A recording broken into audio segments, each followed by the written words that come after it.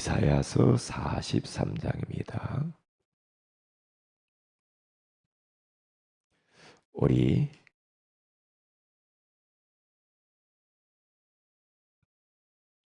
4절 말씀을 같이 한번 합독하도록 합니다. 이사야서 43장 4절입니다. 시작.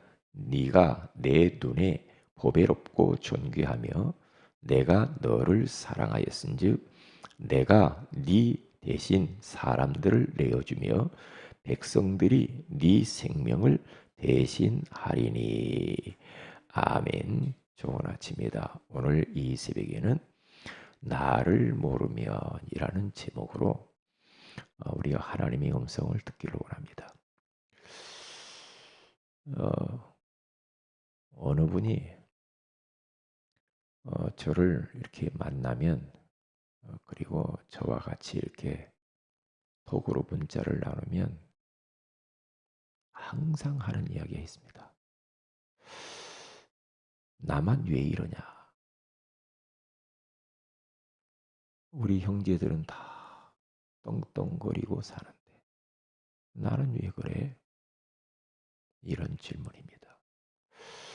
그리고 나는 할 수 있는 것이 아무것도 없다. 나는 잘하는 것이 아무것도 없어. 그러면서 자기 스스로 자기를 비하해요. 그러니까 굉장히 자존감이 바닥을 치죠. 그러면서 이런 이야기합니다. 살아서 뭐해? 죽고 싶다. 응? 죽고 싶은데 무서워. 지옥 갈까 봐. 이제 그런 겁니다. 왜요? 나를 모르면 그래요. 내가 어떤 존재인지를 모르면 계속해서 비교할 수밖에 없고 비교 당합니다. 그러니까요. 사람들을 만나기 싫죠. 왜? 그 사람 조금 나보다 나은 거 있으면 자기가 위축당하고 귀죽고 눌리고 자존감이 낮아지고 열등하다 그렇게 생각하거든. 이게 집에만 있어요. 밖을 안 나가. 그러면 그 영혼이 어떻게 되겠어요? 하나님이 그 사람을 보면 어떤 생각을 할까요? 심각하죠. 심각해. 저도 가끔 말이에요.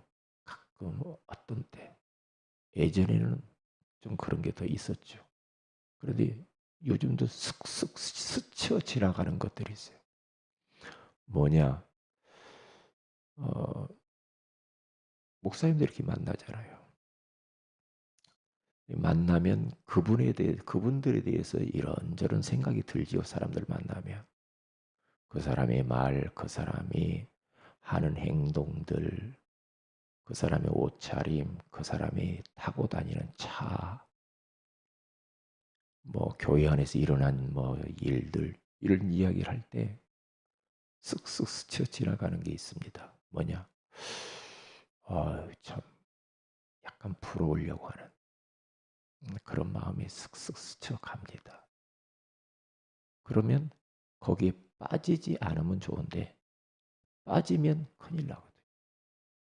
거기에 계속 내가 매몰되어져 버리면 그게 후유증이 생겨요. 헤어지고 와서도 계속 생각나요.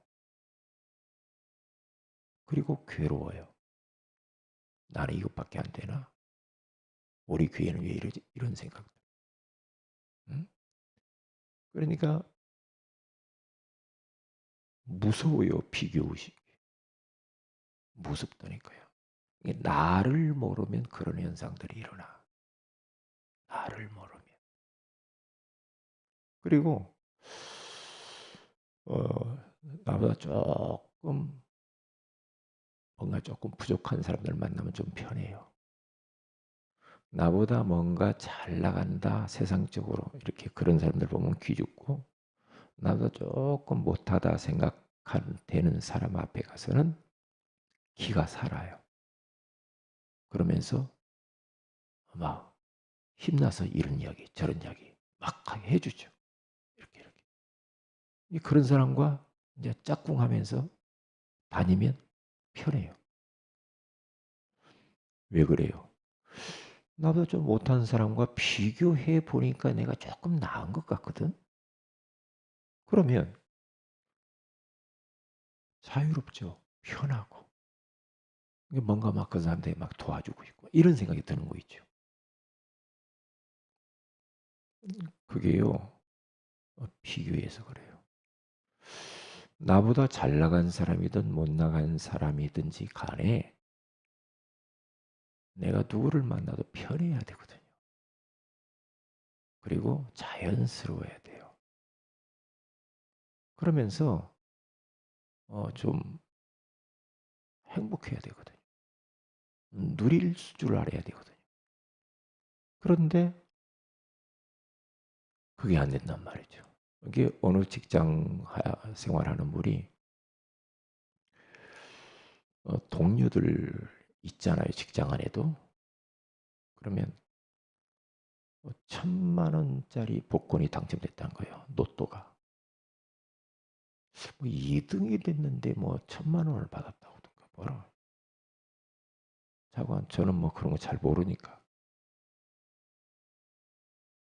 그러니까 그 1,000만 원을 로또 복권을 당첨된 사람이 그렇게 부럽고 나는 뭐냐 이렇게.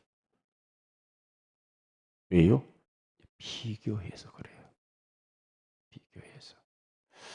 제가 이제 언젠가는 조울증 치유에 대해서 좀 말을 하려고 그래요. 조울증. 왜냐? 그런 사람을 지금 계속 제가 만나고 있는 사람이 있거든요. 조울증. 당신 조울증이야. 내 그렇게 말은 안 해요. 왜냐? 상처가 될 수 있으니까. 그런데 조울감, 조울증이 이르기 전 단계 조울감, 그것 보고 경조증이라고 그러거든요. 조증은 최고로 막 감정 기복이 막 심하게 이렇게 움직이는 이게 조증이고요. 막 좋았다가 바닥까지 내려가가지고 우울해지고 이게 조증이거든요. 그리고 이제 조금 조증으로 가는 단계에 있는 경조증이 있어요. 경조증. 그러니까 이제 이런 부분 사람들을 만나보면서 이게 참 진짜 저 사람을 어떻게 도와야지? 이제 이런 생각을 많이 들죠. 어떻게 도와야 하냐? 저런 사람을 어떻게 도와야지? 당신 왜 이래? 이렇게 말 못하거든. 응? 당신 그렇게 하지 말라고 했잖아. 하나님 말씀에 이렇다고 했잖아. 그런데 그렇게 말을 강하게 할 수가 없어요. 왜냐? 환자라. 환자. 어.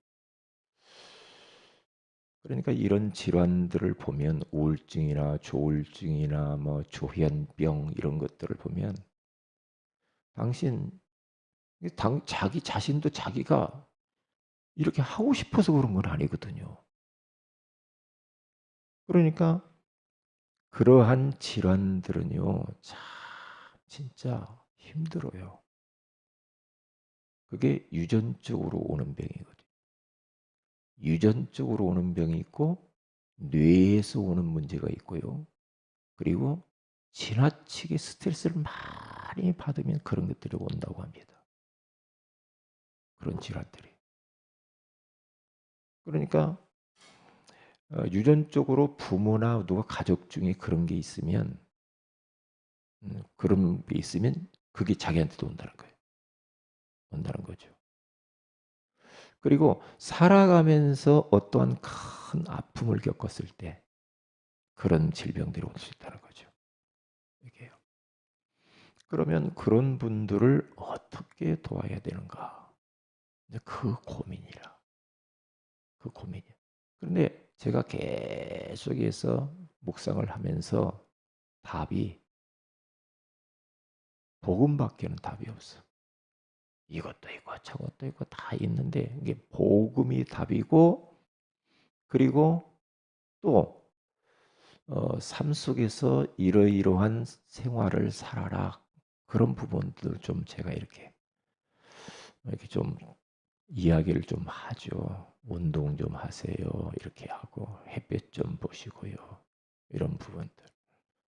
이게 복음이 답이고, 복음을 통해서 주어진 나 자신에 대한 정체성, 이것을 알도록 만들어요. 이것을 그러면서 계속 누리도록 그렇게 만들어야 되거든요. 그렇게요.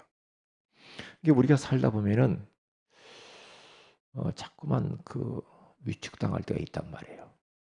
위축당하려. 막 내 뜻대로 잘 안 되고 뭔가 막 나는 이것밖에 안 되나 막 이럴 때, 그럴 때요.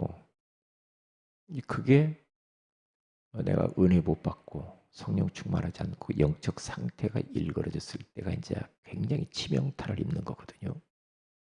그러면 진짜 하나님이 그리스도를 통해 주신 축복들 있잖아요. 그걸 가지고 하나님 말씀 딱 붙잡고요. 하나님 앞에 딱 서서 1대1로 깊은 기도 속으로 들어가야 돼요. 그냥 하는 게 아니고요. 진짜 하나님 앞에 솔직하고 진실하게 하나님 앞에 내 모습을 털어놓고 다시 회복해 하는 그런 시간을 가져야 됩니다. 그냥 이렇게 두리뭉실하게 그냥 대충 설렁설렁 막 이게 기도가 엷고 막 이렇게 가면 뭔가 계속 마음에 남아 있어요. 그러면 그게 사탄의 통로가 되더라고요. 그게요. 그러니까 조용히 하나님과 나만의 관계 속에서 깊은 기도 속에서 하나님이 나에게 주신 정체성을 회복하는 그 깊은 기도. 그리고 내 인생에 여러 가지 불편한 거, 내 감정들 있잖아요. 불편한 거. 예? 예를 들어 누가 미운 것을 계속 가지고 살면 안 되잖아. 그럼 그것을 가지고 진짜 하나님 앞에서 깊이 기도하면서 하나님 앞에서 그것을 슈브를 파버려 풀어버려야 돼요.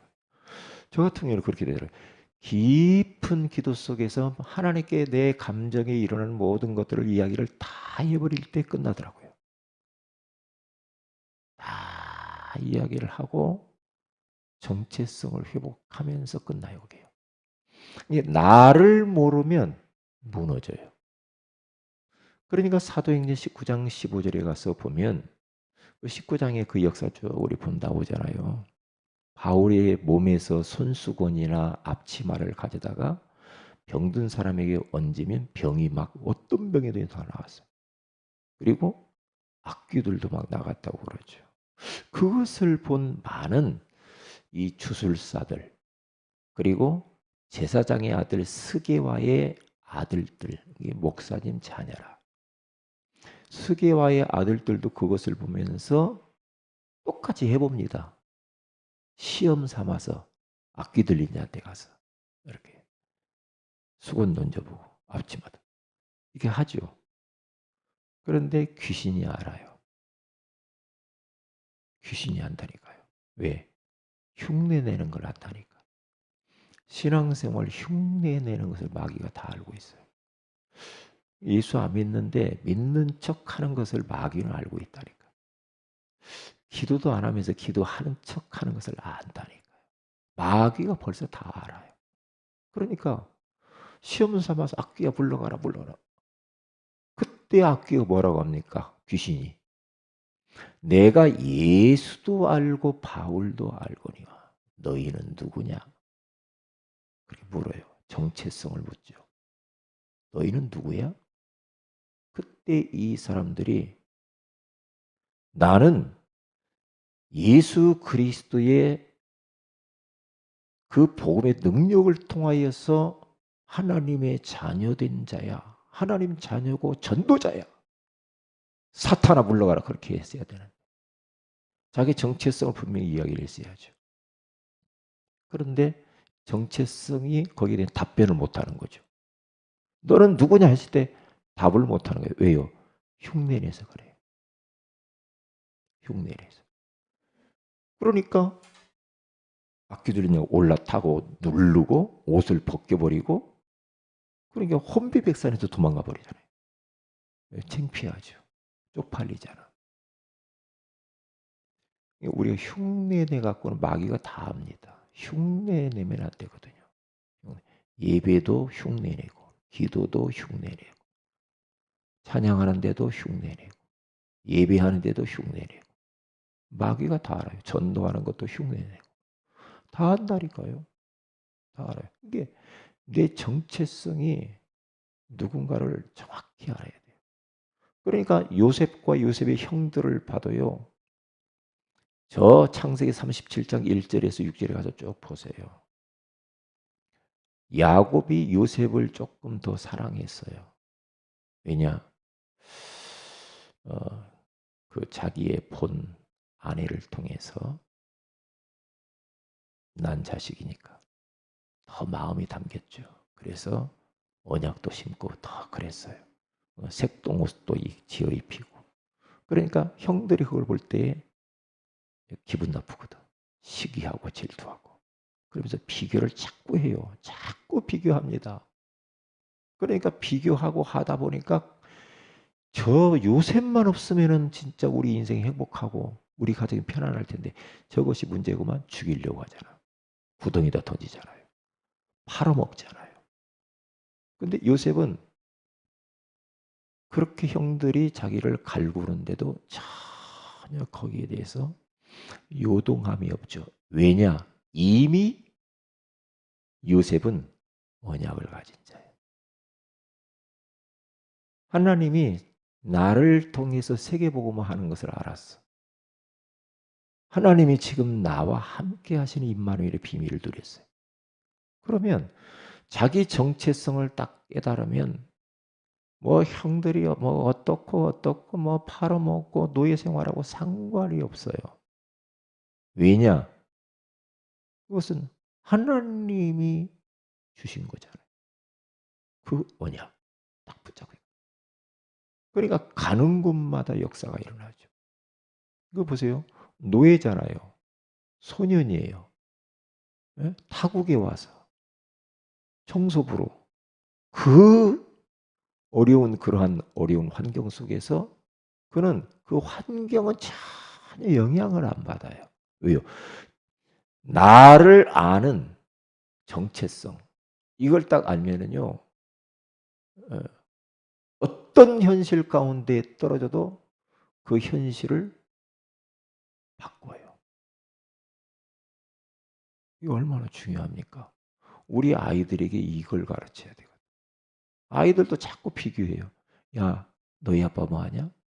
네 집은 어떤 집이야? 어? 네 아빠는 뭔 차를 타냐? 애들이요. 계속 그렇게 가다 보면요. 눈에 보이는 것을 가지고 그게 막 전부인 양 가르쳐버리면 큰일 나거든요. 아니거든요.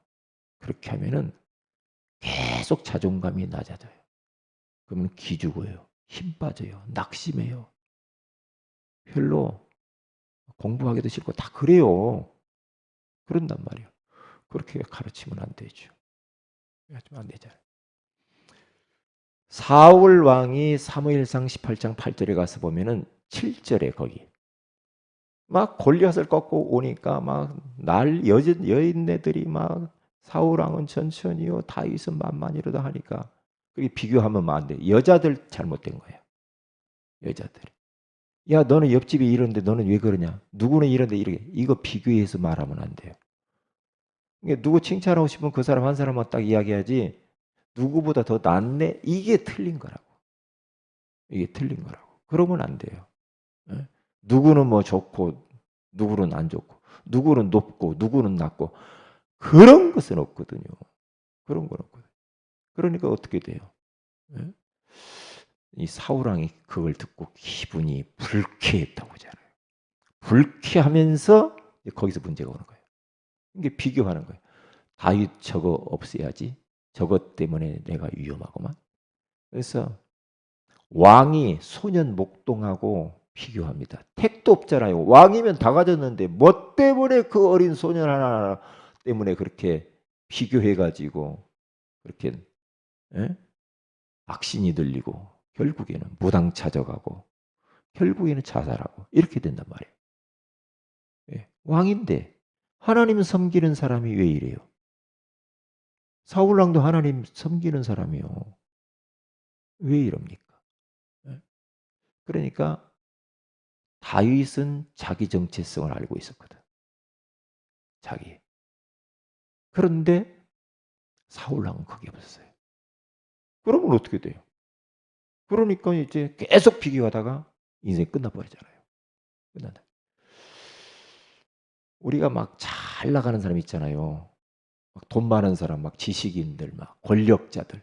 이런 사람은 막 비교의식 없고 열등감이 없고 막 자존감이 막 대단한 것 같죠? 아닙니다. 육신적인 것을 다 가져도 이 사람의 심리는 더 갖고 싶고 더 비교하고 싶고 자꾸 이래요. 사울왕 보세요.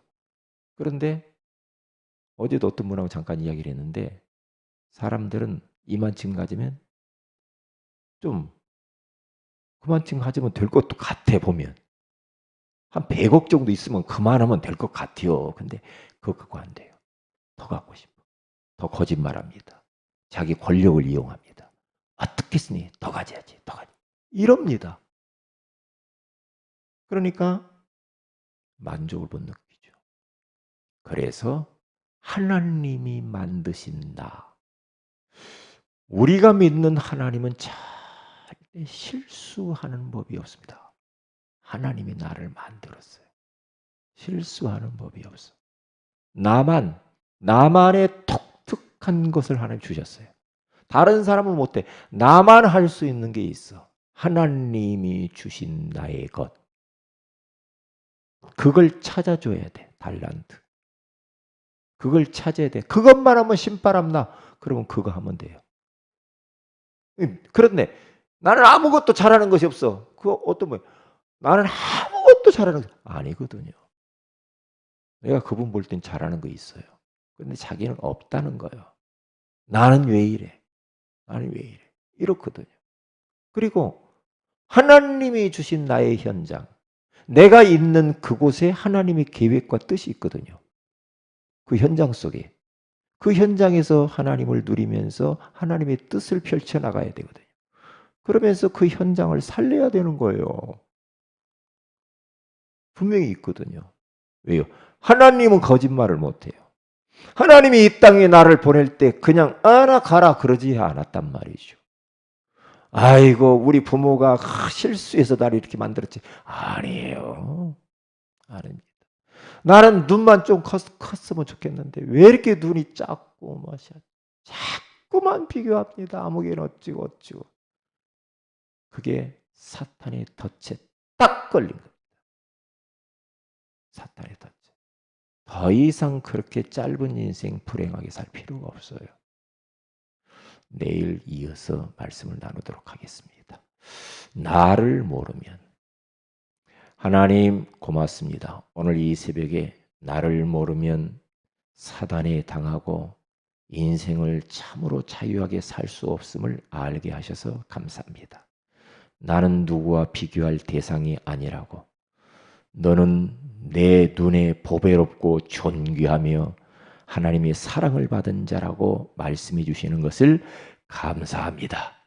이 말씀 딱 붙잡고 어떤 현실과 환경 속에 있을지라도 당당하게 하나님을 누리면서 하나님의 소원을 위하여 달려갈 수 있도록 복을 허락하여 주시옵소서.